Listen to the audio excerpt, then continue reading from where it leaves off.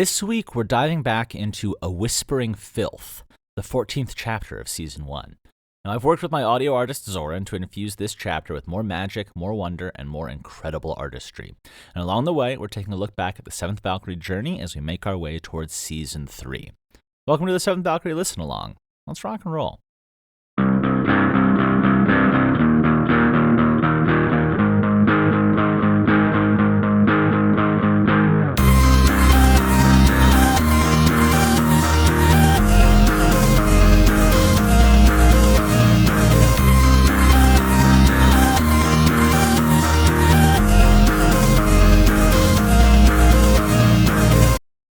Hey everybody, and welcome to the Seventh Valkyrie Listen Along. I'm your host Colin Sharp, creator and current voice of the Seventh Valkyrie.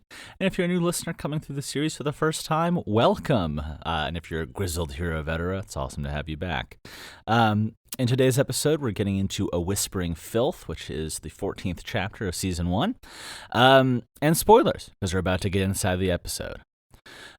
So this chapter, we join Cyrus right about where we left him, which was losing his fucking shit. Energies in the air are sending his senses haywire. He's freaking out about how good it felt to kill that mutated raptor, and nothing seems to make any sense. And just as he's finishing one batch of panic, the most dangerous beast he has encountered yet comes ripping, tearing, and clawing its way into his life, this defiled wolf.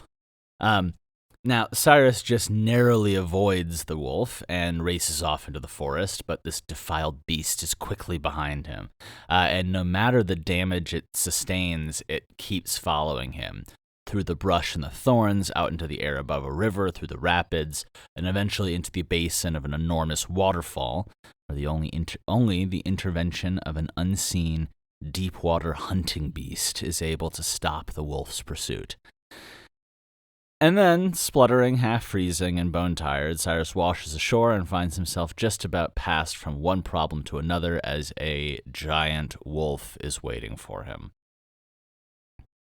Anyway, with that said, let's get outside the episode, take a step. I think this is one of the more inspired voice acting performances I've given. It's a short chapter, and when I was writing it, I knew that this was kind of crucial connective tissue. Last week I talked about how things have to have a certain emotional physics, and for us to really appreciate on a visceral level Cyrus's journey, this had to happen, and they were going to really continue to escalate as we see this just continued ratcheting up of the insane stress.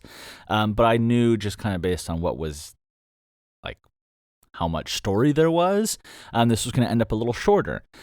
So I really poured everything I had into this one, especially this outburst at the start where Cyrus is hitting the rock bottom of insane helplessness and forced to push further and further.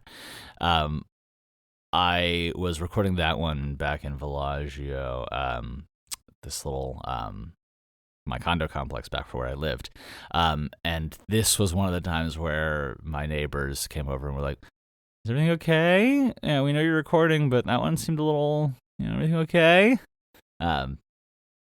Anyway, yeah. And so we get to the end of this chapter, and it's and what's his savior? A giant underwater monster just happens to eat the other thing, and a living wolf 3 times the size of the defiled one has taken him captive. Ugh. Yeah. So you can see how, again, we can feel, even though, it's with Cyrus's stuff, it can feel like he's just getting beaten and beaten down, and just every time things get better for him, it gets worse. That's the point. Cyrus has this enormous journey ahead, and it won't be the last time things are shitty for him. And I think in a lot of ways, he gives us sort of a window into this challenge, into this hostile world. He is just as unprepared as we are, and just as beat down as we'd be in this situation. But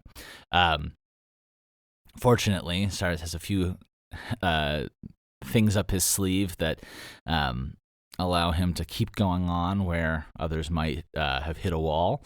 And there's a lot waiting for him and for us. So If you're itching to get ahead, you're not alone, and you can do that one of two ways. You can listen to the episodes as they were released right now, today, for free, or if you'd like to experience the full magic of the series, you can join us as a Patreon, on Patreon as a Hero Veteran, and get exclusive access to the Season 1 reimagining weeks before it hits the public. Choice is yours. We're just glad to have you along for the ride as we make our way to Season 3.